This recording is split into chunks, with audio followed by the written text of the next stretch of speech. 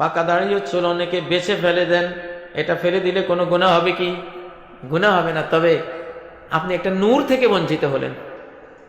ইব্রাহিম আলাইহিস সালামের আগে কারো চুলও পাকে নাই, দাড়িও পাকে নাই। পৃথিবী এত তাজা ছিল, নতুন টাটকা পৃথিবী, যা খাইছি সব টাটকা। চুল দাড়ি পাকার মতো দুর্বলতা মৃত্যু পর্যন্ত হয় নাই কারো। এক একজন বেঁচে ছিল 1000 বছর, 800, 900 বছর। নূহ আলাইহিস সালাম তো 900 বছর খালি দাওয়াতি কাজে করছে। হ্যাঁ, 950 বছর শুধু দাওয়াতি কাজে করেছেন। আল্লাহু আকবার।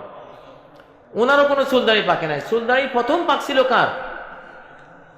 ইব্রাহিম আলাইহিস সালাম প্রথম কিছু কাজ করেছেন। সারা বিশ্বে প্রথম কিছু কাজ করার বড় কৃতিত্ব আল্লাহ ইব্রাহিম আলাইহিস সালামকে দিয়েছেন। প্রথম খতনা করেছেন ইব্রাহিম, প্রথম মেহমানদারি করেছেন ইব্রাহিম। বুঝেন না? প্রথম চুল দাড়ি পেকেছে কার? ইব্রাহিম আলাইহিস সালামের। তো চুল, সাদা দাড়ি, সাদা চুল দেখে উনি বলেন এটা কি? এটা কেন এমন হলো?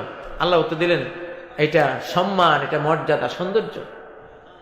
একটা সাদা, ইন্নাল্লাহা ইয়াস্তাহি মিন যিশাইবাতিল মুসলিম, যেই মুসলমানের কিছু দাড়ি কিছু চুল সাদা আছে, আল্লাহ তারে আযাব দিতে লজ্জা পান। আল্লাহু আকবার। কত বড় সৌভাগ্য! এখন সাদা চুল দাড়ি ফেলে দিবেন না রাখবেন? আল্লাহু আকবার। আপনার সাদা চুল সাদা দাড়ির উসিলায় হয়তো আল্লাহ আপনারে মাফে করে দিব, যে আমার বান্দা কলেমা পড়া অবস্থায় চুলগুলি সাদা করে ফেলাইছে, দাড়িগুলি সাদা করে ফেলে, যা তোরে মাফ করে দিলাম। আল্লাহু আকবার। এগুলি তুলবেন না। এগুলি তুললে শারীরিক ক্ষতি হয়। যেখান থেকে তুলে ফেললেন ছিদ্র হয়ে গেল, ওই ছিদ্র দিয়ে জীবাণু ঢুকবো। বুঝেন না? অসুস্থ হবেন।